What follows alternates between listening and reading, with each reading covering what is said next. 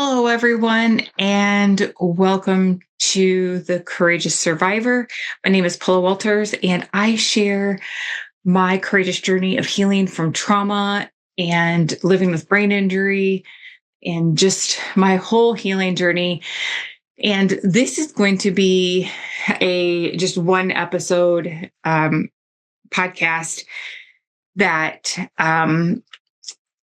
I don't even know how to approach it except for just to say, like, I'm super frustrated and this isn't going to be very long, but I want people to understand I have been battling with myself for the last couple of years. If you have followed my journey at all, I do a lot of um, speaking and teaching in person and trying to help people. And you go into, so when I do some of my DV and strangulation trainings and invisible injuries training, like there's 6 hours of training that I speak, and we talk about these very complex intersections of child abuse and domestic violence and head injury and near fatal strangulation or strangulation itself, and like all things trauma and how it impacts you on a cellular level and in your ACE score and like all these pieces of trauma. And like people want to know, like, well, how do I heal? How do I, well, what can we do? And it's like, I don't understand this this thought process of like,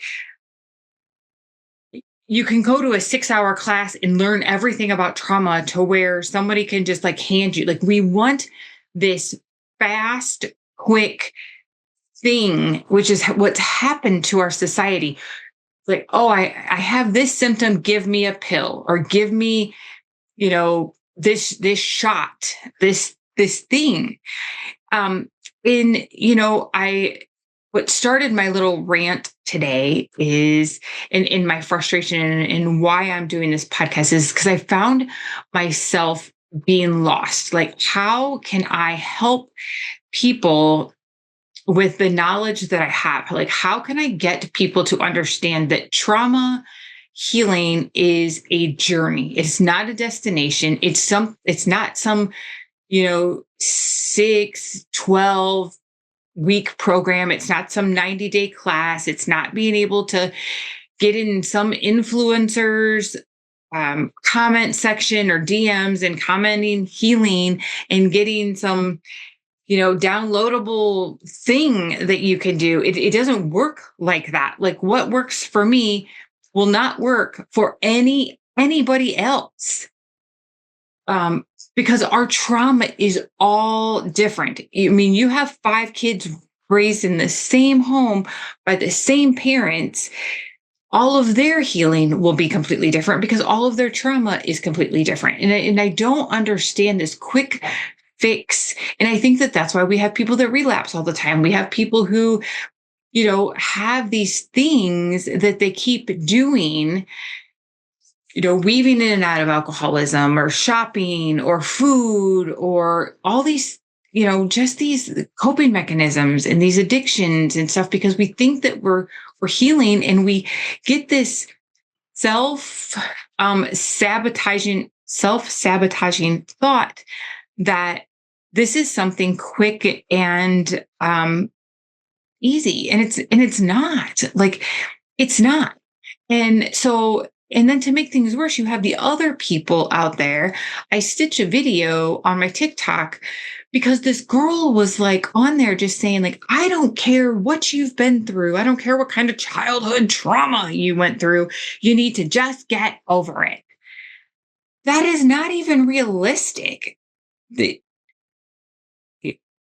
people, I wish we had a realistic view of what trauma is. It is embodied. It impacts every space of you.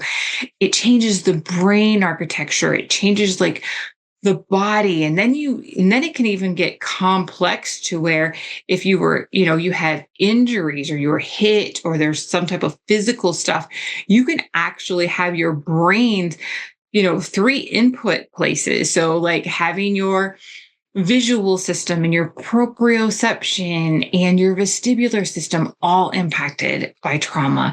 And so then that adds a whole nother layer on it, because that in itself is complicated. Like traditional medicine doesn't understand that. So, what may be to functional neurology is neurofatigue comes out to regular doctors as depression, or just those things, or what becomes neurofatigue is in where you get very angry or extremely tired and whiny, and you get these like panic attack feelings because the brain is overwhelmed and it's and stuff. And so then it looks like, oh, she's got anxiety, or she's got some kind of borderline personality disorder. And she's, so with those different neurofatigue places that someone gets, it looks sometimes like they're up and down, up and down. So then, sometimes they get bipolar, and doctors come along and they just want, script. And you can't heal it that way. You're masking it, or people mask it with food or alcohol. It truly is something that you need to learn all the ways that trauma impacts. I have been working, really hard, like daily since 2019. Like it almost consumes me about learning about the body and trauma and stuff, so that I can work hard to be the best version of myself. They said I wouldn't see 50, and here I am 52, and I feel like I am the best version of myself that I've ever been.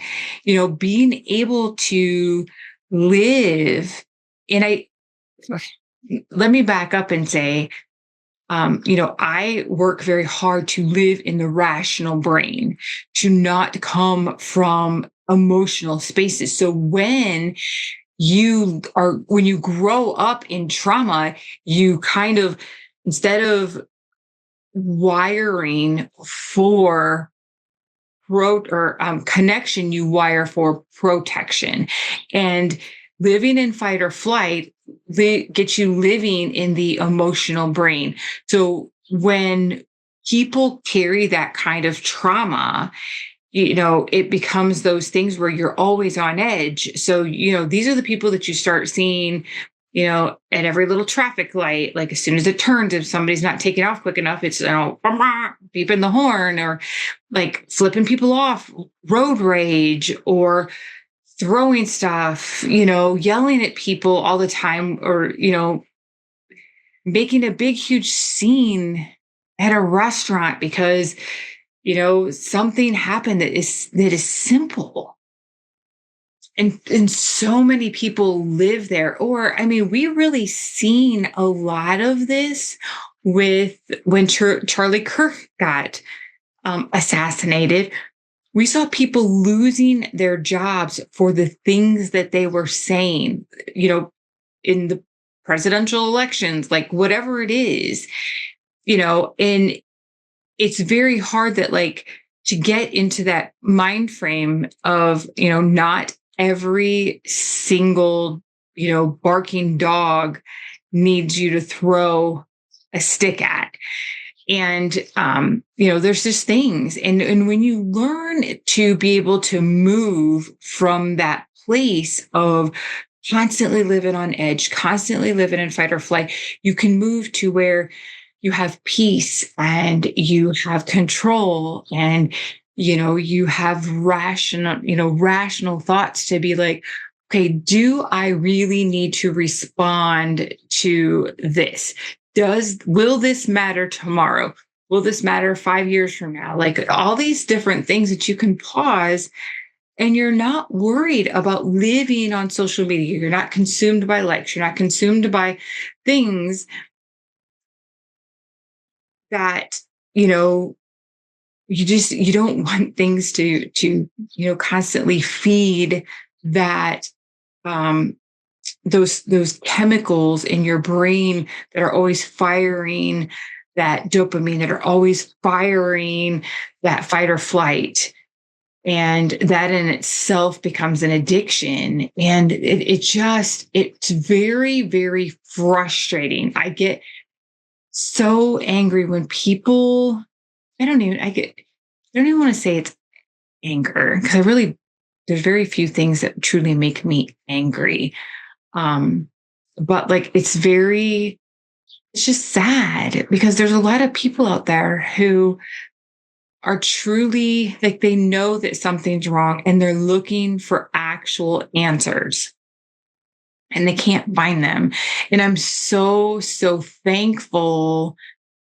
Um, God blessed me by me seeing other people's, recovery journeys and being able to be like, oh, you know, that sounds like me. And I was able to find functional neurology who kind of like really sparked my interest in how, you have to look at people instead of having these little silos of inside of a person as a whole person, and just being able to truly understand the foundation of like why my body does what it does and how my brain is impacted by that. And like, I did this video that's going to be posted on my social media later this week, about like, understanding having these three parts of my brain telling the same story. And, I've been working in some days when things don't go well, or I have trauma exposure, or I don't get enough sleep. It feels like my brain probably feels like the equivalent of having three different GPS, devices giving three different directions to a place that we don't really know where we're going, and being able to try to figure out like which one do you listen to. It becomes overwhelming and you don't know how to handle that. And so you just kind of shut off and stop listening to everything. And the brain kind of does that too. If you don't handle it, it's just the neurofatigue, it just takes you, and man, it just halts you. And the other very frustrating part is how we treat people, the way people have treated me on my healing journey. So I'm talking about the people that know me, like, and they don't understand. So people that I work with, or people, that I used to be friends with, that have been like, oh, you don't ever go out, you don't ever do that, because it's different for me. Like it just is. I am usually in bed. I try to be in my bed no later than 7. I'm trying to fall asleep between 7 and 8. Sometimes it's 5 that I'm in bed. It just depends. I listen to my body. I trust my body. Sleep is a huge part in being able to, eat right, watching my gut balance, watching my inflammatory responses. I try very hard to only eat stuff that's either, the stuff that grows, stuff that swims, or stuff that like, animals that walk. Like I don't try to eat things out of cans and processed stuff, because it's bad for the brain. And when it's bad for the brain and it's bad for my gut, then it makes my trauma healing more complicated. And just being able to understand the very, very complicated pieces of that, and why people look sick, and the multiple things in the brain that trauma can do, that can mask and look like multiple other things that regular medical providers will give a medication and a diagnosis to. And so it's just been frustrating, because I think to myself, like, I could make some quick sheets and try to build a program. But then I'm like, that's not authentic. It's not, trauma's much more. And so you try to do this, you try to be the person that like tries to educate people.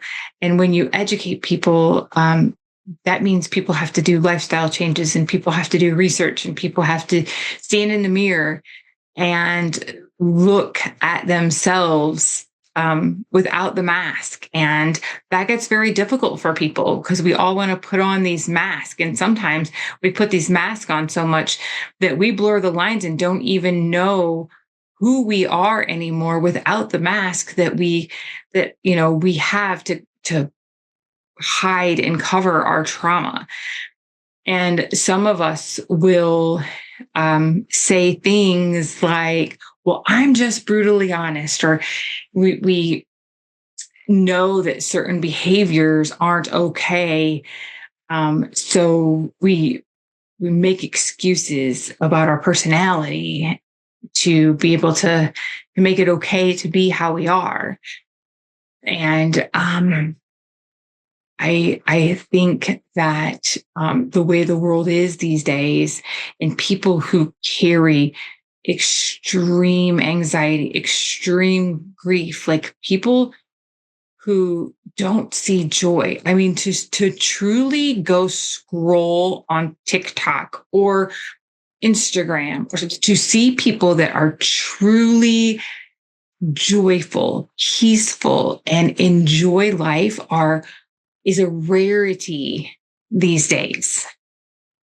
And I feel that life can be very lonely when you're on these healing paths from trauma because people don't understand and you are the abnormal. I love my life. I understand, do I have bad days?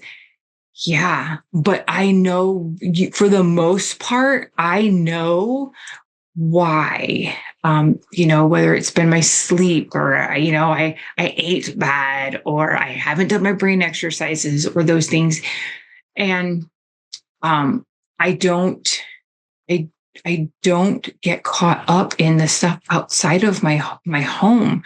I work very hard to live in that rational brain. And I think that society, on social media, in the movies that we have, in the commercials, and everything, our news, everything is so dramatic and traumatic, and there's just not a lot of happiness. Like people can't move into places of healing because we're constantly having bad things thrown in our faces, and people live on their phones, people live on their computers, people live with headphones in their ears, and people can't just sit.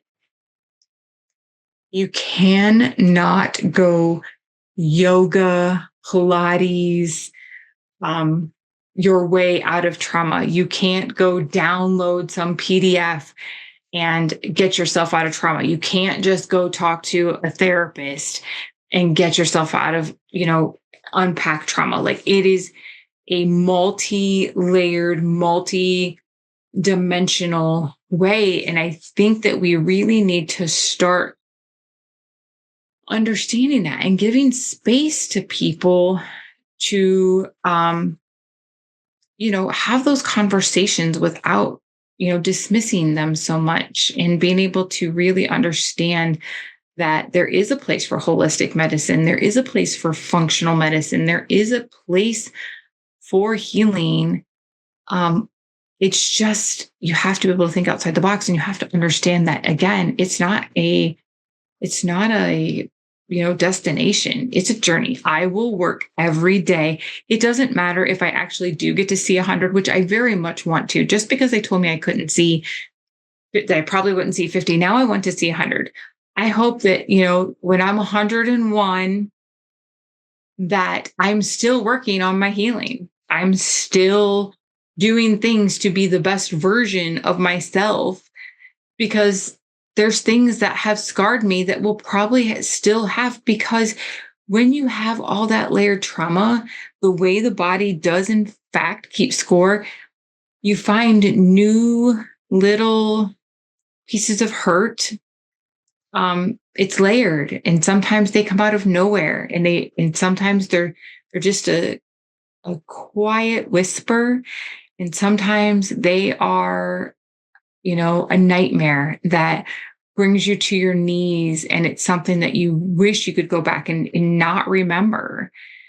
That doesn't make somebody bad. It doesn't mean that they're making it up because it hit them, something that hit them at 7 hits them at 57. You're not this thing of like, well, you know, it happened when you were little, you can't remember all those things like that.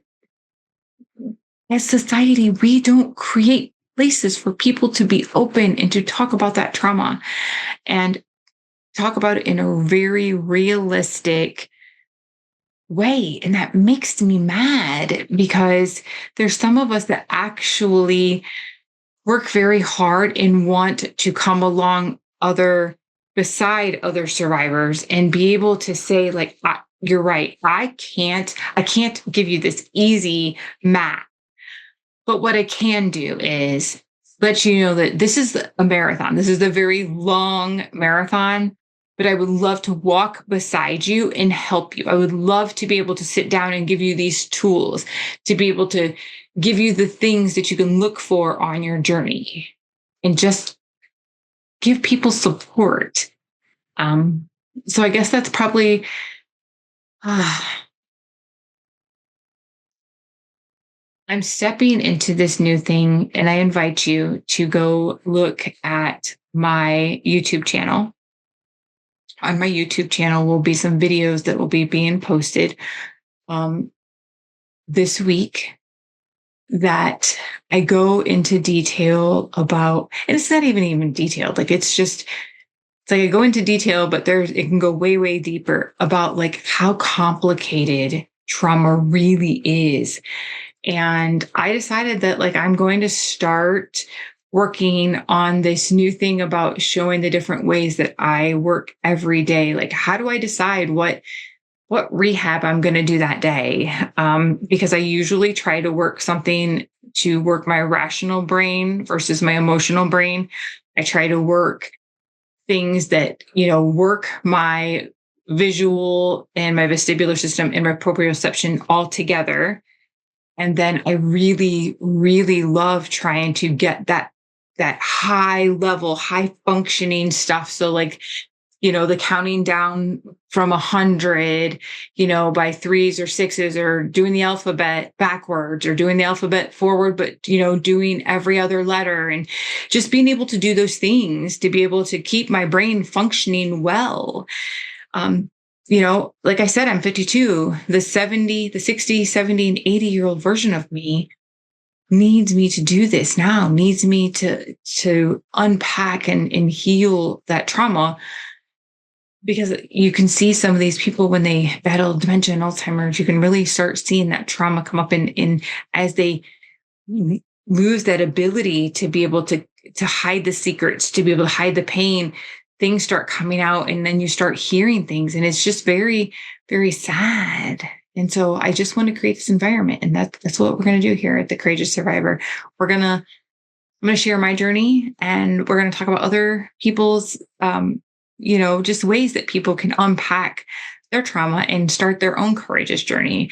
Not in some simple PDF to download, not some simple breathing techniques, but just ways to show up every single day and work different parts of your brain and your body to be able to journal and be able to understand where the trauma is stored and how do we reach it and how do we start pulling it out so we can impact it and we can heal it and we can live a more authentic, masked off version of ourselves so that we too can live feeling safe, supported, peaceful, joyful, and the way we were created to live and to feel.